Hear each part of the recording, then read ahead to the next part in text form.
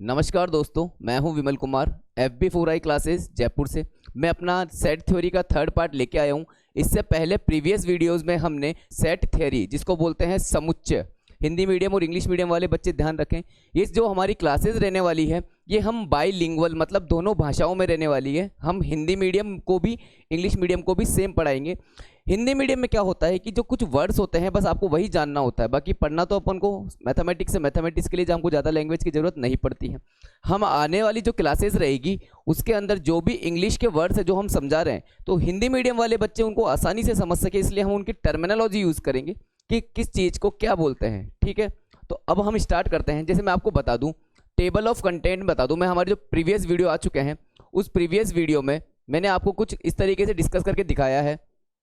जो हमारा table of content था सेट थ्योरी का, इसमें मैंने बोला है डेफिनेशन मैंने बता दी है सेट की। अब मैं आपको बता दूं, सेट को पहले समझ लो आप, सेट को बोलते हैं समुच्चय। हिंदी मीडियम वाले बच्चे याद रखें, सेट को समुच्चय बोलते हैं। ठीक है, ये पता है आपको। चलो, डेफिनेशन हमने डिस्कस कर ली थी। Method of described set, set को, एक समुच्चय को, सेट और समुच्चय जिसको बोल रहा हूं उसको क्या मान सकता हूं मैं? एक ग्रुप मान सकता हूं, ग्रुप ऑफ एलिमेंट मान सकता हूं जिसके अंदर बहुत सारे एलिमेंट हैं। जैसे क्लास के अंदर जो बच्चे होते हैं तो उन बच्चों को मैं एक क्लास का एलिमेंट मान लूं। हाँ सर, आप मान सकते हो। तो method of describing set discuss करेंगे। सिंबल्स एंड देयर मीनिंग्स हमने डिस्कस कर लिया है, ये भी हमने डिस्कस कर लिया है। आज हमारी जो क्लास है उसके अंदर हम टाइप्स ऑफ सेट डिस्कस करने वाले हैं। बेटा, टाइप्स ऑफ सेट, जो भी समुच्चय या सेट के टाइप्स होते हैं, प्रकार होते हैं, वो हम उसके बारे में जानेंगे, उनकी डेफिनेशंस के बारे में जानेंगे। ये मैं आपको बता दूं, क्योंकि हर चीज़ की जब तक आप डेफिनेशन, जो परिभाषा होती है, उसको सही से नहीं जानते तब तक आप उसके बारे में कुछ नहीं जान पाते। तो हम बिना टाइम वेस्ट किए हम हमारे टॉपिक के ऊपर आते हैं। हमने जो अब तक पढ़ा है, हमने प्रॉपर और इम्प्रॉपर सेट के बारे में हमने डिस्कस करने वाले हैं आज। पावर सेट के बारे में हमने डिस्कस कर लिया है। यूनिवर्सल सेट को क्या बोलते हैं? सार्वत्रिक समुच्चय। ठीक है, चलो अब देखते हैं। पहले एक नोट देख लो आप, ये नोट मैंने पिछले क्लास में डिस्कस भी किया था। Every set is a subset of itself, मतलब हर एक सेट या समुच्चय खुद का तो सबसेट होता ही है। आई बात समझ के अंदर? बिल्कुल सही में। सबसेट का मतलब पता होता है उपसमुच्चय। हिंदी मीडियम सबसेट को बोलते हैं उपसमुच्चय और इंग्लिश मीडियम में सबसेट को सबसेट ही बोलते हैं। तो समझ लो, every set is a subset of itself. जैसे मान लो कि मेरी एक क्लास है, उस क्लास के जो बच्चे हैं उनमें से मैं एक और सबसेट, मतलब वो खुद अपने सबसेट तो होंगे ही। आई बात समझ में? मतलब every set subset of itself. Second जो हमारा नोट है, the empty set. Empty set मतलब होता है रिक्त समुच्चय, खाली समुच्चय, ऐसा समुच्चय जिसके अंदर कोई भी एलिमेंट नहीं होता। Is a subset of finite set. Finite set का मतलब होता है ऐसा सेट जिसके अंदर जो एलिमेंट्स है, जो नंबर ऑफ एलिमेंट्स है, उनकी जो काउंटिंग है, मतलब जो उनकी जो संख्या है वो क्या होती है? निश्चित होती है, फाइनाइट होती है, जिनको हम गिन सकते हैं। इनफाइनाइट सेट हम कभी भी नहीं लेंगे यहाँ पे।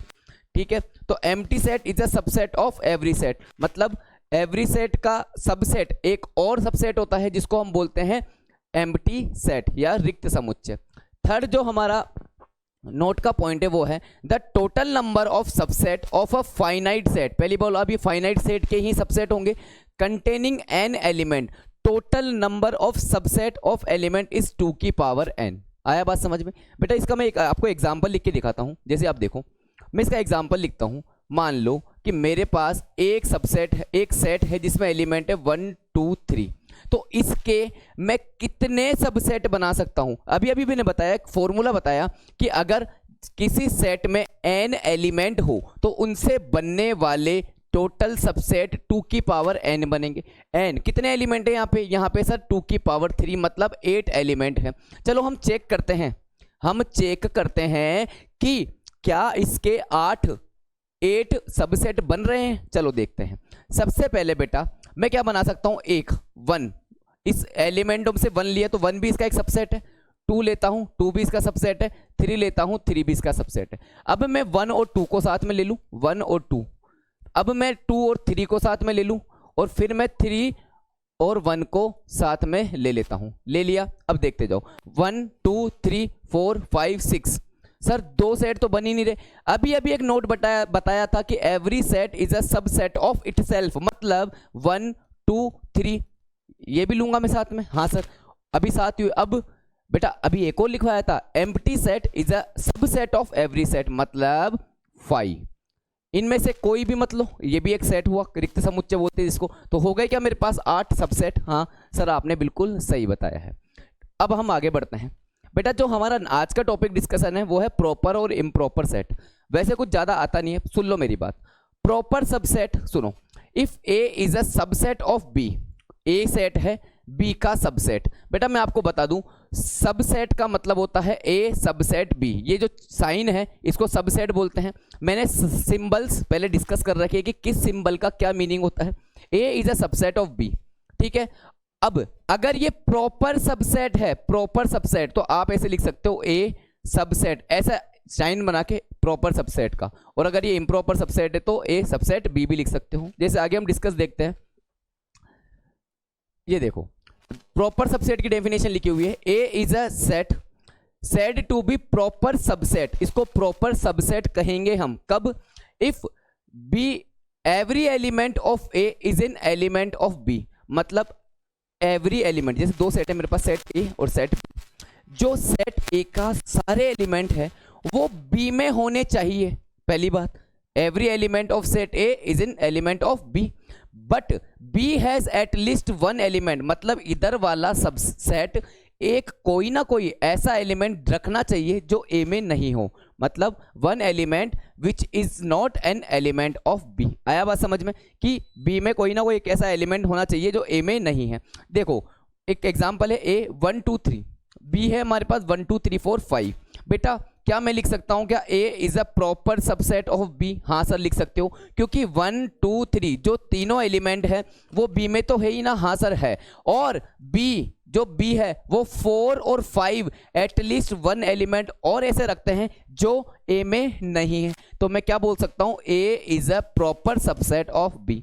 आई होप आपको ये समझ में आ चुका है प्रॉपर सबसेट। इम्प्रॉपर सबसेट सुनो, the null set, null set को बताया था कि ऐसा सेट जिसके अंदर एक भी एलिमेंट नहीं हो, is a subset of every set. अभी अभी हमने डिस्कस कर लिया है कि नल सेट सारे के सारे सेट का क्या होता है, सबसेट होता है। Every set is subset of itself, और हर सेट खुद का भी, इटसेल्फ का भी सबसेट होता है। So they are called improper subset. मतलब नल सेट और जो आपको गिवन सेट है वो दोनों सेट क्या होंगे, इम्प्रॉपर सबसेट। आई बात समझ में? चलो बेटा अब हम आगे बढ़ रहे हैं। हमारे पास एक सामने चीज लिखी हुई है यूनिवर्सल सेट। अब हम टाइप्स ऑफ सेट के बारे में डिस्कस कर रहे हैं कि क्या टाइप्स होते हैं सेट के। हमने पहले भी डिस्कस कर चुके हैं, और जो जो हम ऑपरेशंस लगाएंगे सेट में वो भी हम डिस्कस करने वाले हैं। देखो इधर आप, मेरे आपके सामने लिखा हुआ है यूनिवर्सल सेट। मैं हिंदी मीडियम वाले बच्चों को लिख दूं, इसको लिखते हैं सार्वत्रिक, सार्वत्रिक समुच्चय या फिर सार्वभौमिक समुच्चय। इसको क्या बोलते हैं, सार्वत्रिक समुच्चय या फिर सार्वभौमिक समुच्चय। याद रहेगी बात। अब देखते जाओ, all the set under consideration are likely to be subset of a set. बेटा ऐसे समझो आप मेरी बात, कोई भी सबसेट है वो कहीं ना कहीं से जो हमारी कंसिडरेशन है, जैसे मानो एक एग्जांपल देता हूं मैं, अपन सब जयपुर में रहने वाले लोग हैं। जयपुर में रहने वाले लोगों में से मैंने बोला कि पर्टिकुलर मानसरोवर के लोग, तो बेटा जो मानसरोवर के लोग रहने वाले हैं वो जयपुर में तो रहते ही हैं। हाँ सर, मतलब जयपुर के जो टोटल रेजिडेंशियल लोग है, पर्सन्स है, वो क्या है, यूनिवर्सल सेट। यूनिवर्सल सेट में से ही अपन ने मानसरोवर के लोगों का एक सेट बनाया। आई बात समझ में? तो जो हमारी कंसिडरेशन है कहाँ के लोग, मतलब जो भी हमारा यूनिवर्सल सबसेट है उसी को हम क्या बोलते हैं, सार्वत्रिक समुच्चय और यूनिवर्सल सेट, ऐसे मान सकते हो।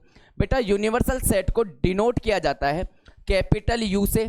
अगर कहीं आपको इस तरीके से कैपिटल यू लिखा हुआ आ जाए तो आप समझ जाना कि ये यूनिवर्सल सेट की बात कर रहा है। अभी मैं आपको समझाऊंगा। और कैपिटल एस, इस तरीके से जो एस है वो भी किसको डिनोट करता है, यूनिवर्सल सेट को। और बेटा ये चीज आपके लिए नई है क्योंकि ये बहुत कम बुक्स में बताई जाती है। इसको हम ओमेगा या ओम भी पढ़ते हैं, आपने पढ़ा होगा फिजिक्स के अंदर, जो आप 10th क्लास में पढ़ते हो।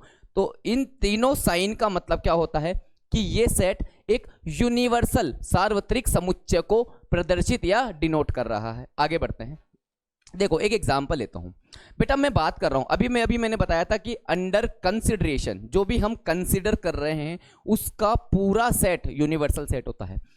सेट ऑफ ऑल लेटर्स, सारे के सारे लेटर्स, बेटा आपको अल्फाबेट आती है ना, ABCDEFG वाली, वहां इंग्लिश अल्फाबेट लिखे हुए हैं। देखो बेटा इंग्लिश अल्फाबेट को हम बचपन में पढ़ते थे कि हम दो कैटेगरी में डिवाइड करते हैं, एक को वोवल्स बोलते हैं, हिंदी में स्वर बोलते हैं, और इंग्लिश में वोवल्स और कॉन्सोनेंट, कॉन्सोनेंट को व्यंजन और वोवल्स को स्वर बोलते हैं, ये आपको पता है। देखो टोटल इंग्लिश अल्फाबेट के अंदर 26 लेटर्स होते हैं, हमने पढ़ा है, उसके अंदर 5 वोवल्स होते हैं और 21 कॉन्सोनेंट्स होते हैं। वोवल्स वो वर्ड होते हैं जिनकी हेल्प से हम सारे वर्ड्स को बोल पाते हैं, ये आपको पता है। चलो यूनिवर्सल सेट, मेरी कंसिडरेशन क्या थी, टोटल इंग्लिश अल्फाबेट लेटर्स, ये ए से लेकर जेड तक, आई बात समझ में, मतलब इसमें टोटल कितने हो गए 26। मैंने एक सेट लिया कि set of all vowels, AEIOU, यही होता है क्या? हाँ सर। तो बेटा ये वाला जो सेट है, ये वाला सेट कहां से लिया है आपने? यूनिवर्सल सेट से। तो मैं ए क्या लिख सकता हूं, A is a subset of universal set. I hope आपको यूनिवर्सल सेट का ये एग्जांपल समझ में आ गया। बेटा अब चालू हो रही है अपनी कहानी। यहां से अपनी कुर्सी की पेटियों को थोड़ा सही से बांध लो, क्योंकि यहां से अपन उड़ने वाले हैं, क्योंकि यहीं से प्रॉब्लम आते हैं बोर्ड एग्जाम में। बोर्ड एग्जाम में 11th क्लास का चैप्टर है ये, तो बोर्ड एग्जाम में मानो मत आओ, लेकिन अपने जो स्कूल एग्जाम होते हैं वो, और JEE के पॉइंट ऑफ व्यू से, कोई भी कंपिटिटिव एग्जाम के पॉइंट ऑफ व्यू से बहुत सारे सवाल पूछे गए हैं आज तक यहाँ से। तो हम बिना टाइम वेस्ट के आगे बढ़ते हैं। ऑपरेशन ऑफ सेट, बेटा देखो ऑपरेशन का मतलब वो मेडिकल ऑपरेशन नहीं, हम क्या करेंगे, दो सेट जो हमारे पास दो ग्रुप्स हैं उनके बीच में हम क्या कर सकते हैं, क्या हम दोनों ग्रुपों को ऐड करके एक नया ग्रुप बना सकते हैं? हाँ सर बना सकते हैं। मतलब ऐड करना, मैथमेटिकल ऑपरेशन। दो ग्रुपों में से कुछ लोगों को हटाकर एक अलग से ग्रुप बना सकते हैं, मतलब दो ग्रुपों का हमने क्या किया, डिफरेंस, दो सेट का हमने क्या कर दिया, डिफरेंस कर दिया, तो भी हमारे पास एक सेट बनेगा। हम क्या कर सकते हैं, बहुत सारी चीजें देखेंगे। यूनियन ऑफ सेट, बेटा यूनियन ऑफ सेट। सेकंड हम पढ़ेंगे intersection of set. Hindi medium और इंग्लिश मीडियम यूनियन को यूनियन ही पढ़ते हैं और इंग्लिश में इंटरसेक्शन को इंटरसेक्शन ही पढ़ते हैं, ठीक है, इनका कुछ नाम नहीं है। Disjoint of set, difference of set and complement of set. तो ये हमारे 5 ऑपरेशन है। आप मेरे साथ बने रहिए, हम वन बाय वन इसको किस तरीके से बेटर अंडरस्टैंडिंग, और इससे अच्छी आपको कहीं मतलब आपको कोई और चीज पढ़ने की जरूरत नहीं पड़ेगी, बस आप सिर्फ समझते जाइए। जैसे सबसे पहले हम स्टार्ट करते हैं यूनियन ऑफ सेट। बेटा मैं आपको बता दूं, जैसे मान लो दो सेट है मेरे पास A और दूसरा सेट है मेरे पास B। मैं बोल रहा हूं सेट A और B का यूनियन। यूनियन का मतलब देखो A यूनियन B, ऐसे पढ़ते हैं इसको। सर यूनियन का मतलब क्या हो सकता है? मान लेना मेरी बात, मान लेना कि ये प्लस एडिशन की बात कर रहा है। यूनियन मतलब एडिशन समझना। आप देखो the union of two set, पहली बात दो नंबरों को ऐड करने के लिए, दो नंबरों को डिफरेंस करने के बाद, दो नंबरों को मल्टीप्लाई करने के बाद हमको एक नंबर ही मिलता है, ये बात याद रखना। इसी तरीके से दो सेट को ऐड करूं, डिफरेंस करूं या मल्टीप्लाई करूं, मेरे को एक सेट ही मिलेगा। Two set A and B, दो सेट हैं। The set of all elements, सारे के सारे एलिमेंट विच आर इधर इन A, या तो वो A में हो और B इन बोथ, या फिर B में हो या फिर दोनों में हो। बेटा हिंदी मीडियम में आपको ऐसे भी लिख सकते हैं समुच्चय A व समुच्चय B। जब व वाला वर्ड दिख जाए आपको, ये B बन गया, व V फॉर विमल वाला व बन जाए तो आप समझ लेना यूनियन की बात कर रहा है। तो आप इसको A यूनियन B भी लिख सकते हो। आगे बढ़ता हूं, this set is denoted bye A union B। इसको ऐसे पढ़ते हैं, जैसे मानो मेरे पास है A 1 2 3 4, 1 2 3 4 सेट A में एलिमेंट है, सेट B में एलिमेंट है 4 5 6, ठीक है। A यूनियन B मतलब A के सारे एलिमेंट B के सारे एलिमेंट को मिलाकर मेरे को A यूनियन B बनाना है। देखो A के सारे एलिमेंट 1 2 3 4 आ गए, क्या आ गए सर? 4 इसमें है, 4 मैंने इधर भी ले लिया, 5 इसमें है, 5 भी ले लिया, 6 इसमें 6 भी ले लिया। देखो A यूनियन B सारे के सारे एलिमेंट आ गए हैं क्या, जो A में भी है और B में भी है? हाँ सर आ गए हैं। आपको समझ में आ गया है A यूनियन B का मतलब? हाँ सर। आगे बढ़ते हैं हम। हमारा देखो यूनियन में क्या हुआ है, कुछ नोट होता है। देखो union of a finite set, बेटा पहले बता दिया, कम से कम हमको दो सेट को ऐड या डिफरेंस या मल्टीप्लाई करने के लिए उनमें रहने वाले एलिमेंट्स गिन सके ऐसा होना चाहिए, मतलब वो फाइनाइट होने चाहिए, उनकी संख्या, उनके नंबर निश्चित होने चाहिए, बदलने नहीं चाहिए, ठीक है। नंबर्स ऑफ सेट, बेटा मान लो A1 एक सेट है, A2 एक सेट है, A3 एक सेट है, यहां से लेकर n सेट है, मतलब मेरे पास टोटल n ग्रुप है। नंबर ऑफ ग्रुप कितने हैं? n। मैं क्या बोल रहा हूं, यूनियन ऑफ सेट का मतलब होता है A यूनियन B यूनियन 3 से लेकर A यूनियन n तक, मतलब सारे के सारे सेटों का आप यूनियन ले सकते हो। इसको इस तरीके से भी डिनोट करते हैं, यूनियन ऑफ A, मतलब 1 2 3, 1 से लेकर कहां तक? n तक। आई बात समझ में? तो इसको हम शॉर्ट फॉर्म में ऐसे भी लिख सकते हैं कि जो भी मेरे पास सारे के सारे ग्रुप्स है उनका यूनियन मैंने इस तरीके से लिया। तो यूनियन आपको समझ में आ चुका है। अब इसका एग्जाम्पल दिखाता हूं मैं आपको। देखो मेरे पास सेट ए है, ए ई आई ओ यू, सारे के सारे वोवल्स है क्या? हाँ सर। सेट बी है ए बी सी डी, हाँ सर। और सेट डी है आई ओ यू। बेटा A union B union C, मतलब ए बी और सी के सारे एलिमेंट मेरे को लिख लेने हैं क्या? हाँ सर। तो देखो ये बनने वाला जो सेट होगा वो क्या होगा? ए में ए ई आई O you, A E I O you आ गए क्या? इसमें से ए था, यहाँ पे ए आ चुका, हाँ सर। बी सी डी आया क्या? इसमें नहीं आया, तो बी सी डी इसमें लो, बी सी डी आ गया, बी सी डी भी इसमें। आई इसमें आ चुका, हाँ सर। ओ इसमें आ चुका, हाँ सर। यू इसमें आ चुका, हाँ सर। सी के सारे एलिमेंट आ गए, हाँ। बी के सारे एलिमेंट आ गए, हाँ। ए के सारे एलिमेंट आ गए, हाँ sir. A union B union C बन चुका है। आपको समझ में आया? आगे बढ़ते हैं। अब देखते जाओ बेटा, नेक्स्ट हमारे पास जो ऑपरेशन होता है सेट के ऊपर, उसका नाम बोलता हूं मैं इंटरसेक्शन ऑफ सेट। मतलब दो सेट का इंटरसेक्शन करना है। इंटरसेक्शन का आपको मैं समझा दूं। मान लो कि कॉमन पार्ट, आया बात समझ में? कॉमन पार्ट आपको निकालना है।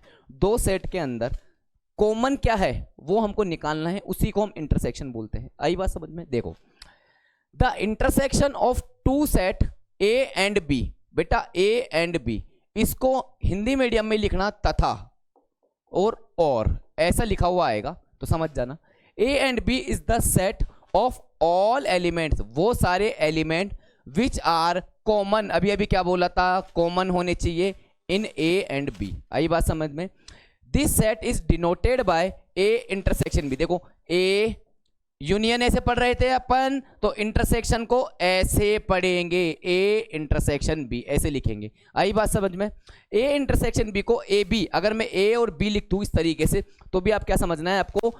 ए इंटरसेक्शन बी है, read as A intersection B. इसको बोलते हैं यूनियन, ये भी हुआ यूनियन, ये हुआ इंटरसेक्शन। तो अब आई होप आपको इंटरसेक्शन दो सेट का डिनोट करना आ गया है। और इंटरसेक्शन में हम क्या करते हैं ये आपको पता लग गया है कि दोनों सेट के अंदर जो भी कॉमन चीज है वो हमने निकाल ली। चलो एक एग्जांपल देखता हूं बेटा मैं।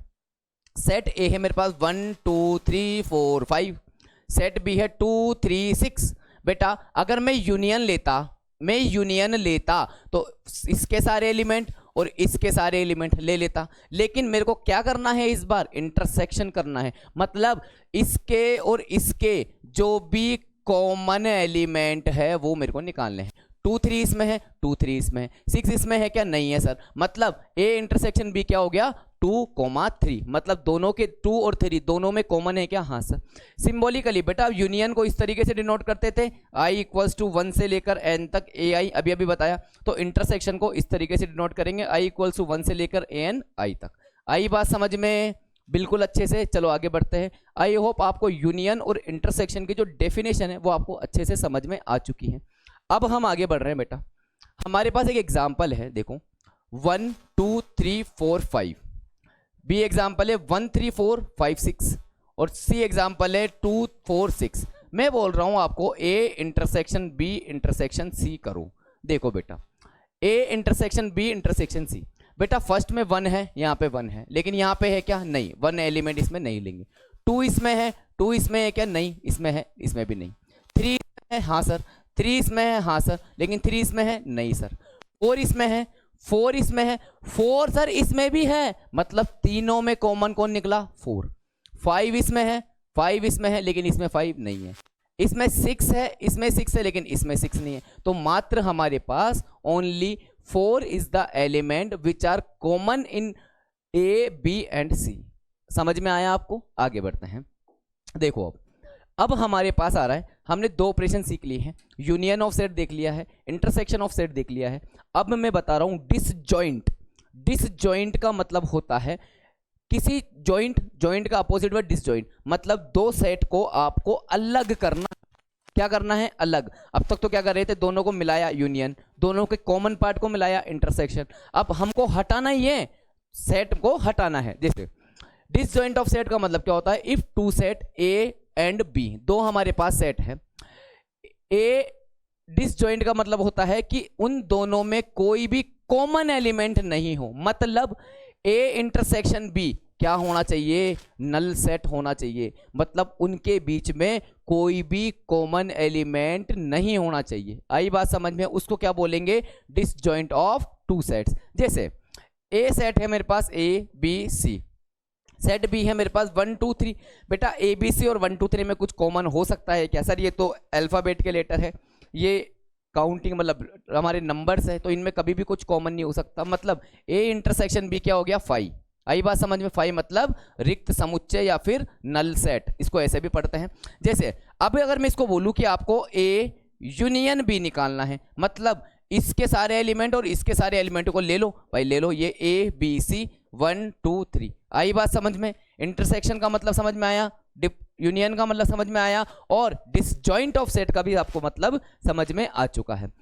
नेक्स्ट हमारे पास जो ऑपरेशन है वो है डिफरेंस ऑफ टू सेट। बेटा दो सेट है, मान लो सेट ए है और सेट बी है, इन दोनों का डिफरेंस करना है। तो आपको सुनो, if A and B two given set, then set of all those element, वो सारे एलिमेंट, जैसे मान लो दो सेट है मेरे पास ए और सेट है बी, ठीक है। अब मैं बोल रहा हूं आपको डिफरेंस किस तरीके से लिखते हैं, ए माइनस बी। डिफरेंस को कैसे लिखते हैं, ए माइनस बी, मतलब वो सारे एलिमेंट जो ए में हैं लेकिन बी में नहीं है। आई बात समझ में?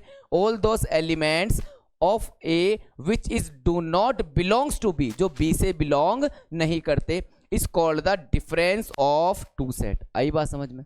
आई बात समझ में आपको? इसका एग्जांपल मैं आपको समझाता हूं। जैसे देखो, डिफरेंस ऑफ सेट को हम a माइनस बी डिफरेंस इस तरीके से लिख सकते हैं, it is written as a minus B. इसको बेटा a इस तरीके से छोटा वाला लहर बना के इस तरीके से भी डिनोट करते हैं, इसका मतलब भी डिफरेंस होता है और इसका मतलब भी डिफरेंस ही होता है। अगर आपको कहीं ऐसा लिखा हुआ दिख जाए तो आपको क्या समझ लेना है, इसका मतलब है डिफरेंस। जैसे एक एग्जांपल लूं, सेट ए है मेरे पास 1 2 3 और सेट बी है मेरे पास 2 4 5। देखते जाओ बेटा, मैं बोल रहा हूं a माइनस बी, वो सारे एलिमेंट जो a में है लेकिन b में नहीं है, a में है और b में नहीं है, 1 और 3, वही दो एलिमेंट है जो a में है और b में नहीं है। आई बात समझ में? a डिफरेंस b का मतलब समझ में आ गया। बेटा कुछ इसकी प्रॉपर्टीज होती है, इसका नोट दे सकते हो। बेटा a माइनस बी कभी भी बराबर नहीं होगा b माइनस ए के, याद रहेगी ये बात। मतलब सेट a का b से difference is not equals to set b का a से डिफरेंस, ठीक है। The set a minus b minus a and a intersection b are disjoint set. देखो a माइनस b का मतलब क्या होता है, वो सारे एलिमेंट जो a में है लेकिन b में नहीं है। b माइनस a का मतलब होता है वो सारे एलिमेंट जो b में है और a में नहीं है। और a इंटरसेक्शन b का मतलब क्या होता है, कॉमन। जब कोई कॉमन पार्ट ही नहीं होगा तो इसको क्या बोलेंगे, डिसजॉइंट सेट। अभी अभी बताया कि ऐसे सेट जिसमें कुछ भी कॉमन नहीं हो उसको डिसजॉइंट सेट बोलते हैं। बेटा a माइनस बी, वो सारे एलिमेंट जो a में हैं, a माइनस बी का मतलब इसमें 2 भी आएगा, सॉरी 1 2 3, वो सारे एलिमेंट जो a में है और b में नहीं है। देखो 1 2 3 a में है लेकिन b में 2 तो है ना, इसमें तो 2 हटा दो यहाँ से, 1 और 3। a माइनस बी का मतलब होता है टोटल a, वो सारे एलिमेंट जो a में है लेकिन b में नहीं है, मतलब खुद a set. b minus a का मतलब क्या होता है, ये होता है b, मतलब वो सारे एलिमेंट जो b में है और a में नहीं है। बेटा फोर्थ है इसका, a में से आपको 5 हटाना है, मतलब नल सेट हटाना है, तो आपको टोटल a ही मिल जाएगा। अगर आप a में से a का डिफरेंस, a में से a का ही डिफरेंस कर दोगे तो उसमें कुछ बचेगा ही नहीं, मेरे पास क्या बचेगा, नल सेट बचेगा। आई होप आपको ये सब कुछ समझ में आ चुका है। बेटा नेक्स्ट हमारे पास जो ऑपरेशन है उसका नाम है complement of two sets. Complement का मतलब सुनो बेटा, आप मान लो अभी अभी मैंने जयपुर और मतलब क्या मैंने अभी अभी बताया था कि जो मेरा सबसेट वाली बात बताई थी कि जयपुर के जो रहने वाले लोग हैं वो और मानसरोवर के रहने वाले लोगों का एक एग्जाम्पल दिया था कि जयपुर हमारा यूनिवर्सल सेट है और मानसरोवर के लोग इसका एक सबसेट है, ठीक है, मैं आपके सामने बता रहा हूं कॉम्प्लीमेंट ऑफ सेट। अगर मैं बोलूं कि सेट ए क्या है, जयपुर के लोग, ऐसे मानो, और सेट बी है मानसरोवर के लोग।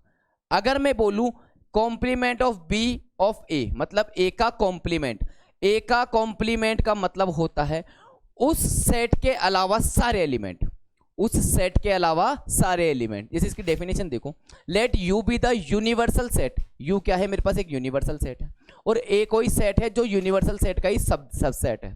तो कॉम्प्लीमेंट को हम इस तरीके से डिनोट करते हैं ए डैश या फिर ए बार। आई बात समझ में? मतलब वो सारे एलिमेंट जो ए के अलावा यूनिवर्सल सेट में है। The complement of A is denoted by A bar, इस तरीके से डिनोट करते हैं। ए डैश या फिर ए सी भी लिख सकते हो, या फिर सी ऑफ ए भी लिख सकते हो। कॉम्प्लीमेंट ऑफ सेट ए को सी ऑफ ए भी लिख सकते हैं। अभी अभी बताया वो सारे एलिमेंट जो यूनिवर्सल सेट में से ए को हटाने के बाद मिलते हैं। यूनिवर्सल सेट में से जयपुर के लोगों को में से मानसरोवर के लोगों को हटा दूंगा तो बचे हुए जयपुर के जो भी आसपास के लोग हैं वो क्या होंगे, मेरे कॉम्प्लीमेंट ऑफ सेट बन जाएंगे। आई बात समझ में? नेक्स्ट बढ़ते हैं हम। बेटा हमारे पास कुछ नोट है। अगर मैं यूनिवर्सल सेट में से उसका कॉम्प्लीमेंट, मतलब यूनिवर्सल सेट में से यूनिवर्सल सेट के एलिमेंट ही हटा दिया तो क्या बचेगा? कुछ नहीं बचेगा सर, फाई बचता है। आई बात समझ में? बेटा फाई नल सेट में से, नल सेट का कॉम्प्लीमेंट, मतलब नल सेट ऐसा सेट जिसमें कोई भी एलिमेंट नहीं होता का कॉम्प्लीमेंट, वो सेट जिसमें सारे एलिमेंट होते हैं, मतलब यूनिवर्सल सेट। आई बात समझ में? नोट 2 है, अगर ए यूनियन ए का कॉम्प्लीमेंट करूं, मतलब ए और ए के एलिमेंट और वो सारे एलिमेंट जो ए में नहीं है, मतलब टोटल यूनिवर्सल एलिमेंट आ गए। आई बात समझ में? इसी तरीके से ए वो सारे एलिमेंट और वो सारे एलिमेंट जो ए में नहीं है, इन दोनों में कुछ कॉमन होगा क्या? नहीं सर, तो मतलब फाई नल सेट रहेगा। एग्जाम्पल है आपके पास 1 2 3 4 5 6 7 यूनिवर्सल सेट है। 1 3 5 7 मेरे पास सेट ए है। अब देखो ए का कॉम्प्लीमेंट मतलब u माइनस ए। बेटा ए का u में 1 3 5 7, इस ये एलिमेंट हटाने के बाद कौन बच रहा है? 2 4 6, वही तो होगा मेरा ए का कॉम्प्लीमेंट। हाँ सर, ए का कॉम्प्लीमेंट आप में समझ में आ चुका है। अब हमारे पास है, देखो जो कुछ लॉज होते हैं, लॉज किसके होते हैं? कुछ भी चीज पढ़ते हैं हम, जैसे हमने जब नंबर सिस्टम पढ़ा था हमारे बचपन के ज़माने में 7th 8th क्लास में, तो हमने सुना था ना कि जब मैं 1 में 2 ऐड करूं और 2 में 1 ऐड करूं तो आंसर तो 3 ही आता है। हाँ सर, मतलब मेरे पास जो लॉ लगता है एडिशन में वो जो होता है, मतलब आप 1 में 2 भी ऐड, मतलब किसी भी नंबर में ऐड करके आपको सेम रिजल्ट मिलता है। लेकिन अगर मैं 1 माइनस 2 करूं तो ये 2 माइनस 1 के बराबर नहीं आएगा। आई बात समझ में? आई बात समझ में? मतलब डिफरेंस, मतलब जो नंबरों का डिफरेंस होता है वो इस तरीके से जो चेंजिंग ऑर्डर होता है उसको फॉलो नहीं करता। पहला मेरे पास लो है आइडेम्पोटेंट लो, इसको पढ़ते हैं। बेटा इसका मतलब होता है, देखो ए यूनियन ए का मतलब ए ही होगा, सेट ए का और सेट ए से यूनियन, सेट ए तो होता है, सेट ए से सेट ए का इंटरसेक्शन ए ही होगा। आई बात समझ में? ठीक है बेटा, नेक्स्ट लो है मेरे पास कॉम्यूटेटिव लो। जैसे अभी अभी मैंने समझाया, ए का यूनियन बी से करो या बी का यूनियन ए से करो कोई फर्क नहीं पड़ता। ए का इंटरसेक्शन बी से करो या बी का इंटरसेक्शन सी से करो, इंटरसेक्शन और यूनियन कॉम्यूटेटिव लॉ को फॉलो करते हैं। हिंदी में बोलते हैं इसको साहचर्यता का नियम, याद रखें बच्चे। ठीक है, अब देखो आगे हमारे पास आ रहा है एसोसिएटिव लॉ, हिंदी में बोलते हैं बंटन नियम। क्या बोलते हैं? बंटन नियम। देखो मेरे पास 3 सेट है, ए बी और सी। बेटा आप बी और सी का यूनियन कर लो और फिर उसका ए का यूनियन करना है आपको, या फिर ए और बी का पहले यूनियन कर लो और बाद में यूनियन सी के साथ कर लो। मतलब बंटन नियम associative law union of set follow करता है। कर रहा है क्या फॉलो? ए यूनियन बी कर लो बाद में यूनियन सी कर दो, या फिर ए यूनियन बी कर लो बाद में यूनियन ए कर दो। ठीक है, चलो इंटरसेक्शन देखो, बी इंटरसेक्शन सी कर दो और उसके साथ बाद में ए इंटरसेक्शन कर दो, या फिर ए इंटरसेक्शन बी कर दो बाद में इंटरसेक्शन सी कर दो। मतलब यूनियन और intersection of 2 set are follow the associative law. आई बात समझ में? जैसे एक एग्जाम्पल है आपके सामने, 1 2 3 4 5, बी है 1 3 5 और सी है 2 3 4 5। मैं आपको बोल रहा हूं ए यूनियन बी करो और बाद में यूनियन सी कर दो। तो देखो ए यूनियन बी क्या होगा बेटा, 1 3 5 इसमें है क्या, हाँ सर 1 3 5 है, मतलब 1 2 3 4 5 आ गया ए यूनियन बी। अब मेरे को यूनियन करना है इसका सी के साथ, 2 3 4 5 के साथ। तो देखो 2 आ गया, यहाँ पे आ गया सर, 3 आ गया सर, 4 आ गया सर, 5 आ गया सर। मतलब मेरे पास जो आएगा 1 2 3 4 5, ये वापस मेरे को वही लो मिल गया क्या, हाँ सर। आई बात समझ में, किस तरीके से A union B union C कर सकते हैं। नेक्स्ट हम बढ़ते हैं बेटा आइडेंटिटी लो, इसको बोलते हैं तत्समक या एकात्मकता का नियम। ठीक है, एककता का नियम भी पढ़ते हैं इसको। जैसे बेटा सेट ए का फाई सेट से अगर मैं यूनियन लूंगा तो मेरे को सेट ए ही मिलेगा, हाँ सर मिलेगा। अगर सेट ए का फाई नल सेट के साथ मैं इंटरसेक्शन लूंगा तो कॉमन पार्ट क्या रहेगा, नल सेट ही रहेगा, क्योंकि बताया था ना हर सेट खुद का तो सबसेट होता है, नल सेट हर सेट का सबसेट होता है। अगर सेट ए से यूनियन कर दूं मैं यूनिवर्सल सेट का तो पूरा यूनिवर्सल सेट ही मिल जाएगा, हाँ सर। अगर सेट ए का इंटरसेक्शन कर दूं यूनिवर्सल सेट से तो कॉमन क्या रहेगा, सेट ए ही रहेगा। आपको ये लॉ समझ में आ चुका है, हाँ सर आ चुका है।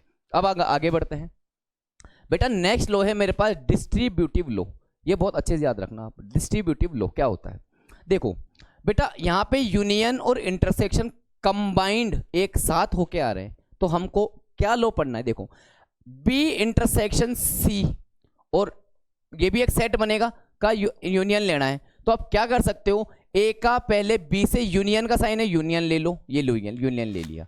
फिर ए का यूनियन सी के साथ है, ये यहाँ पे यूनियन ले लिया। बीच में जो इंटरसेक्शन है यहाँ पे इंटरसेक्शन लगा दिया। आई बात समझ में। इसी तरीके से ए इंटरसेक्शन बी कर लो पहले, फिर ए इंटरसेक्शन सी कर लो और दोनों का यूनियन ले लो। आई बात समझ में, डिस्ट्रीब्यूटिव लॉ समझ में आया, ठीक है। तो अब देखो बेटा इस क्लास में हमने सारे लॉज पढ़ लिए हैं, हमको जो जो इंपॉर्टेंट ऑपरेशंस लगाने थे वो पढ़ लिया है। नेक्स्ट क्लास में हम बहुत अच्छा लेके आएंगे सेट थ्योरी के लिए, जिसमें हम डी मॉर्गन्स लॉ के बारे में पढ़ेंगे, वेन डायग्राम डिस्कस करेंगे। तो आप हमारे साथ बने रहिए। आई होप ये सारी इंफॉर्मेशंस आपको कुछ सीखने के लिए बहुत पर्याप्त है, सफिशिएंट है, क्योंकि जब तक पढ़ेगा नहीं इंडिया तो बढ़ेगा कैसे इंडिया। इसी विचार के साथ मैं हूं Vimal Kumar, FB4I classes. Thank you.